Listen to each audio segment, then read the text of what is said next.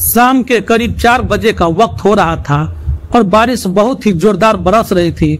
अपने घर की खिड़की से एक 24 साल की खूबसूरत लड़की बारिश का आनंद ले रही थी और बाहर के खूबसूरत नजारे देख रही थी। तभी वो बाहर देखती है एक भीगता हुआ नौजवान लड़का उसके घर की तरफ साइकिल से बहुत तेजी से आ रहा है। वह लड़का खुद को बारिश से बचाने के लिए उस लड़की के घर के छज्जे के पास आके छुप जाता है, लेकिन बारिश इतनी जोरदार हो रही थी कि वह लड़का खुद को बारिश से नहीं बचा पा रहा था। यह सब वह लड़की खिड़की से देख रही थी। तभी अचानक से वह लड़की अपने घर का दरवाजा खोलती है और बाहर आके लड़के से बोलती है, तुम अंदर आ जाओ, बाहर तुम भीग जाओगे। लड़का न चाहते हुए मजबूरी में घर के अंदर चला जाता है। घर में लड़की अकेली होती है और इधर बारिश रुकने का नाम नहीं ले रहा था। देखते देखते रात हो जाती है। तभी उस लड़की का फोन बजता है और उधर से उसकी माँ कहती है, आज मैं नहीं आ पाऊंगी, मौसम बहुत खराब है। ऐसा करो तुम घर का दरवाजा बंद करके सो जाओ, कोई आए भी तो दरवाजा मत खोलना। और फोन कट जाता है। लेकिन दो अनजान लोग एक कमरे के घर में रात बिताने को मजबूर होते हैं। दोस्तों, यह सच्ची कहानी बहुत ही दिलचस्प है, बहुत ही मजेदार है। तो नमस्कार, प्रणाम। मैं कुमार विजेता कहानी खबर तक में फिर से एक नई और सच्ची कहानी में आपका बहुत बहुत स्वागत है। और साथ ही साथ रिक्वेस्ट भी है, अगर अभी तक आपने मेरा चैनल सब्सक्राइब नहीं किया है तो प्लीज चैनल को सब्सक्राइब कर लें और वीडियो पर लाइक कमेंट करके अपना नाम और पता जरूर लिखें, ताकि अगली वीडियो में मैं आपका नाम ले सकूं। और पिछली वीडियो में जिन लोगों ने अपना पता कमेंट में लिखा था, मैं उनका नाम इस वीडियो में जरूर लूंगा, इसलिए वीडियो को पूरा देखें। दरअसल यह सच्ची कहानी असम के गोलाघाट जिला के एक लड़के की है, जिसका नाम रुपेश होता है। रुपेश अपने घर से लगभग 15 किलोमीटर दूर स्थित गोलाघाट जिले में काम करता है, ताकि वह अपने परिवार का आर्थिक तंगी दूर कर सके। रुपेश बहुत ही मेहनती लड़का है। वह जहाँ काम करता था उसका बड़ा नाम होता है, क्योंकि वह अपने काम में पूरी जी जान लगा देता था। रुपेश प्रतिदिन काम करके शाम को अपने घर लौट जाता था। 28 जुलाई 2023 का वह दिन था जब वह अपना काम करके घर लौट रहा था।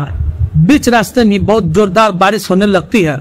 वह बारिश से बचने के लिए अपनी साइकिल बहुत तेजी से चलाने लगता है, लेकिन दूर तक उसे कोई घर नजर नहीं आ रहा था। कुछ देर बाद उसे एक घर नजर आता है। बहुत जल्दी से जल्दी उस घर के छज्जे के नीचे बारिश से बचने के लिए वहां पर रुक जाता है, लेकिन बारिश इतनी तेज हो रही थी कि वह बारिश से नहीं बच पा रहा था। वह अब धीरे धीरे भीगने लगा था। यह सब नजारा एक लड़की देख रही थी।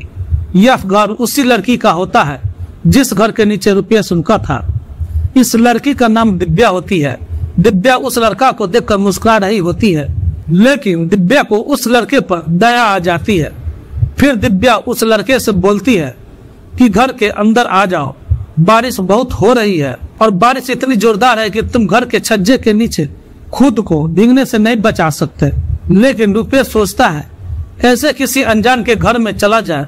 तभी दिव्या कहती है, ज्यादा मत सोचो, बारिश बहुत जोरदार हो रही है, इतनी जल्दी बारिश रुकने वाला नहीं है, तुम घर के अंदर बेझिझक आ जाओ।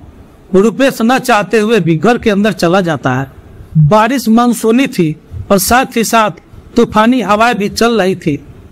इसी कारण बारिश के पानी घर के अंदर तक आ रही थी। बहुत जोरों से बिजली कड़क रही थी। ऐसा लग रहा था मानो आज कयामत होने वाली है। तभी एकाएक उस लड़की के फोन का घंटी बज उठता है।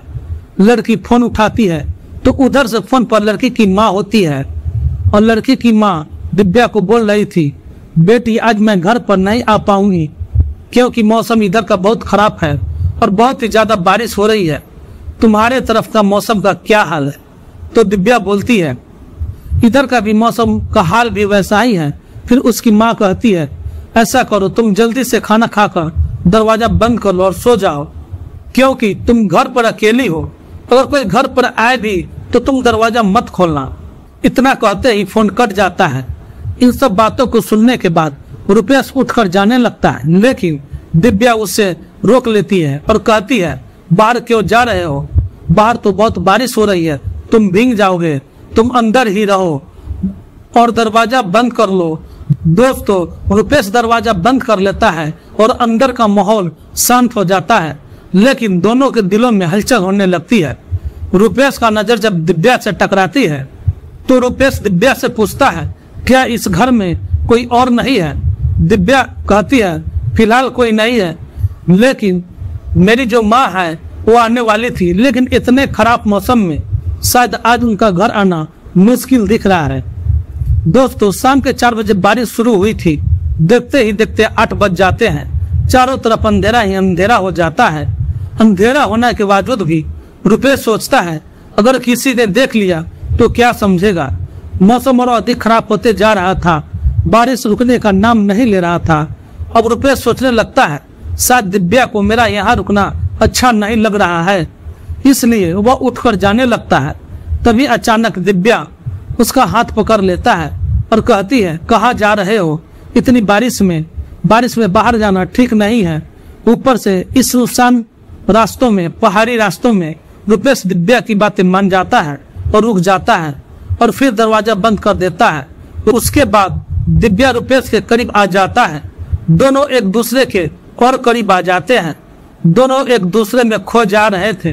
तभी अचानक फोन की घंटी बजती है और उधर से दिव्या की माँ बोलती है, दिव्या आज मैं शायद घर नहीं लौट सकूंगा, क्योंकि इधर का मौसम बहुत खराब है और बहुत ही जोरदार बारिश हो रही है। तो दिव्या की माँ बोलती है, तुम जल्दी जल्दी खाना खाकर दरवाजे बंद करके अच्छी तरह से सो जाओ, अगर कोई आए भी तो दरवाजा मत खोलना। इतना कहते ही फोन कट जाता है। लेकिन दोस्तों 18 साल का रुपेश और 24 साल की दिव्या उस घर के अंदर फंसा हुआ था। फिर दोनों आपस में समय बिताने के लिए बातें करने लगते हैं।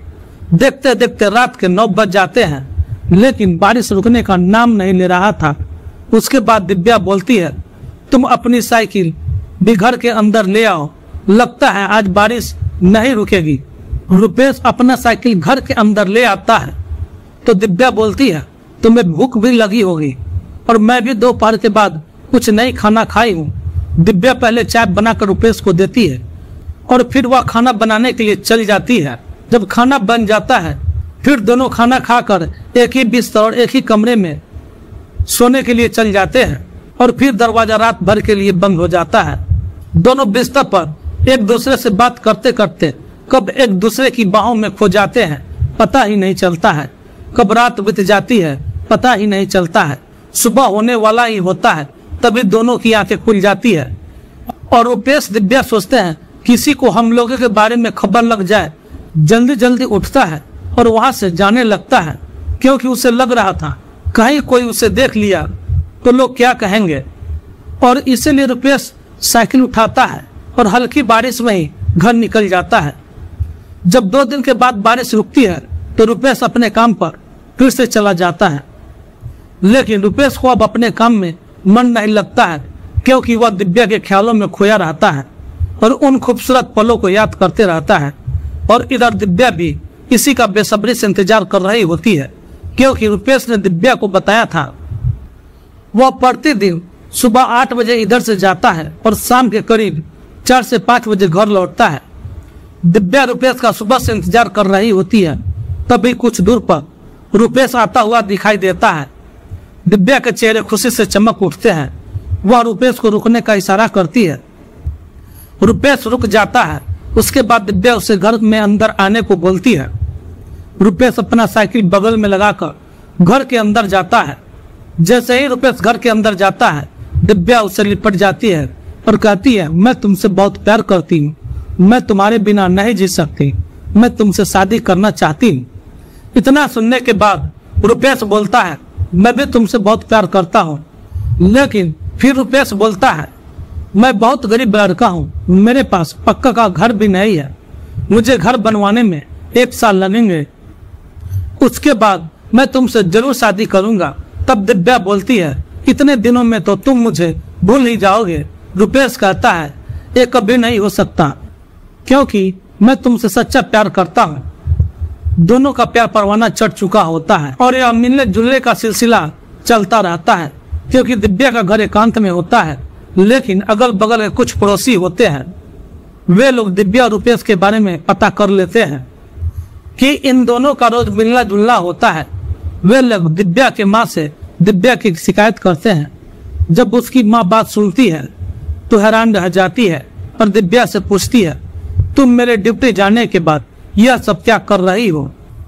फिर दिव्या सब कुछ सच सच अपनी माँ को बता देती है और कहती है, एक रुपेश नाम का लड़का है जिससे मैं बहुत प्यार करता हूँ।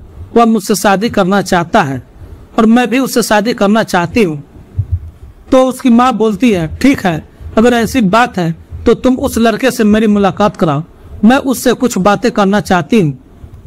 दिव्या उस लड़के को बुलाती है, लेकिन जब दिव्या की माँ उस लड़के को देखती है तो बहुत ही हैरान हो जाती है और परेशान हो जाती है और पूछती है, तुम्हारी उम्र क्या है? तो रुपेश बताता है, मेरी उम्र 26 साल है। रुपेश झूठ बोला होता है और अपनी उम्र को छुपा रहा होता है। दरअसल रुपेश 18 साल का होता है, लेकिन अपनी उम्र अधिक इसलिए बता रहा होता है ताकि दिव्या को माँ को उम्र में ज्यादा अंतर न दिखाई दे और शादी से इनकार न करे। लेकिन तभी दिव्या की माँ कहती है, तुम तो देखने में 18 से 19 साल के लगते हो। दिव्या की माँ रुपेश से कहती है, ठीक है, एक दिन मैं तुम्हारे घर आऊंगी और तुम्हारे माँ बाप से मिलकर शादी की बात करूंगी। दिव्या की माँ अपने रिश्तेदार के साथ रुपेश के घर जाती है और अपने बेटी के रिश्ते की बात करती है। बात ही बात पर रुपेश के पिता जब दिव्या की माँ से पूछती है, लड़की की उम्र क्या है? तो दिव्या की माँ बोलती है, मेरी बेटी का उम्र 24 साल है। इतना सुनते ही पिता भड़क जाते हैं, गुस्सा हो जाते हैं और कहने लगते हैं, तुम मेरे बेटों को फंसा रही हो। मेरा बेटा भी 18 साल का है और तुम्हारी बेटी 24 साल की है। यह शादी नहीं हो सकती। और रुपेश के पिता शादी करने से इनकार कर देते हैं। लेकिन तभी रुपेश बीच में अपने पिता का बात काटते हुए कहता है, पिताजी, मैं 15 साल की उम्र से काम कर रहा हूँ।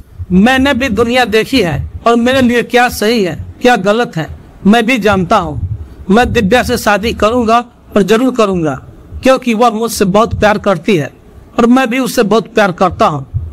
आखिरकार रुपेश के माता पिता अपने बेटे की जिद के आगे हार जाते हैं और अपने बेटे की बात मान लेते हैं और दोनों की शादी अप्रैल 2024 में हो जाती है। दोस्तों, इस कहानी को सुनने के बाद आपका भी अपने बीते हुए प्यारे लम्हे जरूर याद आ गए होंगे। तो दोस्तों, अगर यह कहानी आपको पसंद आया है तो कमेंट में अपनी राय जरूर दें। अब मैं पिछली वीडियो में जिन लोगों ने कमेंट में अपना नाम और पता लिखे थे उनका नाम ले रहा हूँ।